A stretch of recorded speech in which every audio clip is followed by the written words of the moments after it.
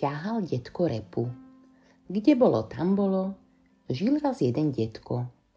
Tento detko mal krásnu veľkú záhradu, v ktorej pestoval všelijakú zeleninu a chutné ovocie. Raz vyšiel pred dom, aby sa nadýchal čerstvého vzduchu. Bola jar, vtáčiky spievali, zem voňala a vietor hladil lístie stromov. Ach, ako je dnes krásne, pochvaľoval si detko. Zrazu siahol rukou do vrecka nohavíc a tam, čuduj sa svete, malé semienko. Kto vie, kde sa tam vzalo? Detko spravil pätou do vlhkej zemi malú jamku a semienko do nej opatrne, ale veľmi opatrne vložil. Len si pekne vyrastaj, maličké. Kto vie, čo z teba bude? Semienko utešene rástlo. Najprv pustilo tenký korienok, potom mu vyrastli zelené lístky. Detko ho polieval, okopával a staral sa oň ako najlepšie vedel. Semienko rástlo ďalej. Lístky sa mu veselo zelenali a keď sa pod nimi začalo zaokrúhľovať biele brúško, detko už vedel. Zasadil som repku. Repa rástla a rástla, najprv bola maličká, potom väčšia a napokon taká obrovitánska, že podobnú ešte svet nevidel. Ťahal detko repu, ťahal, najprv len trošku, potom viac a napokon z celej sily. Ale repa držala mocnými koreňmi v zemi ako prikovaná. No počkaj ty, potvorka, veď ťa ja dostanem, zvolal detko a dupol nohou. Ale repa sa ani nepohla. Detko pozbieral všetky sily, uchopil zelené listy a ťahal. No repa držala ďalej. Sám to veru nezmôžem, povzdychol si. Potrebujem pomoc. Zavolal teda babku. Babka, poď sem, prosím ťa, pomôž vyťahnuť túto obriu repu. Babka práve v kuchyni piekla buchty, ale keď začula, že detko potrebuje pomoc, odložila varechu a pribehla. Repu? A ktorú? Spýtala sa. Ktorú? No predsa túto obriu, odvetil detko. Babka si vyhrnula rukávy a chytila detka okolo pása. Ťahá detko repu, ťahá babka detka, ťahajú, no repu vyťahnuť nemôžu.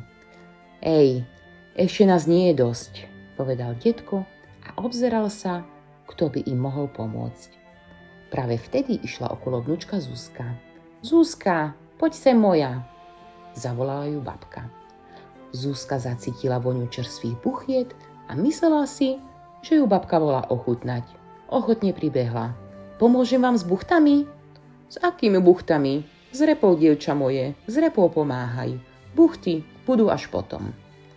Zuzka až vtedy zbadala tú obrovskú repu. Jej, tá je ale veľká. Ako ju vyťahneme? Čudovala sa. Spoločne sa nám to podarí, povedal detko.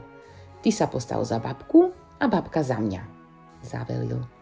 Detko pevne chytil repu za zelenú šticu, babka sa postavila za neho, chytila ho okolo pása a Zuzka sa pridala za babku.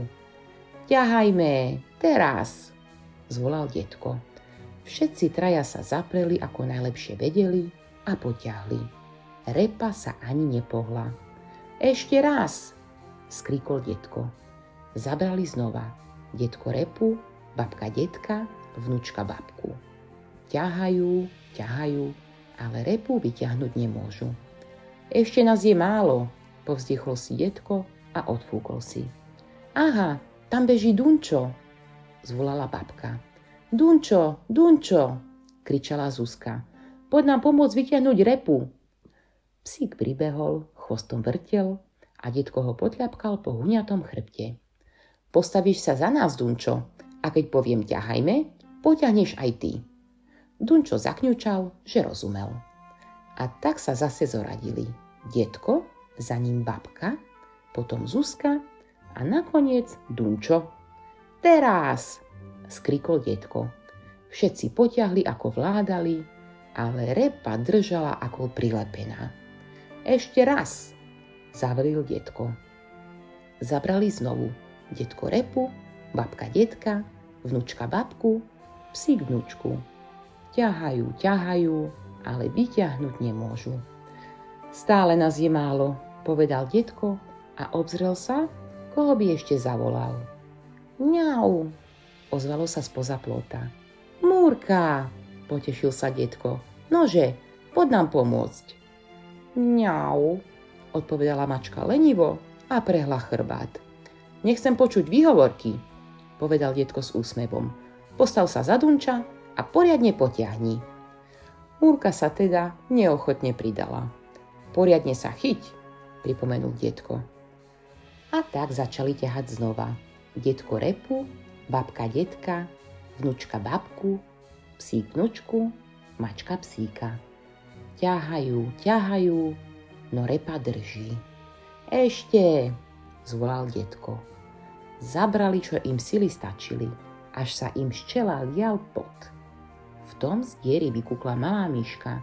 Hryska, nože, poď, pomôž nám, poprosila babka. Písk, pípla myška a vybehla z diery. Postavila sa slušne za mačku a čakala na pokyn. Výborne, zvolal detko. A teraz všetci spolu, ťaháme. A tak ťahali a ťahali. Detko Repu, babka detka, vnučka babku, psíček vnučku, mačka psíčka a myška mačku. Ťahali, až sa im z kečky parilo. Detko sa potil, babka fučala ako parná lokomotíva, vnučka zatínala zuby. Dunčo ťahal, čo vládal. Múrka sa usilovala a myška, malá hryska, takmer stratila dých, no nepopustila. Zrazu Repa začala pomaly povoľovať. Už to bude, zvolal detko. Nevzdávajme sa, fučala babka. Ešte kúsok, dýchčala vnučka. Hau, hau, ťahal psíček. Mňau, mňau, usilovala sa mačička. Myška nič nepovedala, len potiahla zo všetkých síl. Repa urobila hop a bola vonku. Všetci sa prekoprcli. Detko na babku, babka na vnučku, vnučka na psíčka, psíček na mačku a mačka na myšku. Ale Repu predsa len vyťahli. To bolo radosti. Aj ten najmenší dokáže veľké veci, keď sa spojí s ostatnými, lebo spolu ide všetko ľahšie. Aj vyťahnuť tú najväčšiu repu na svete.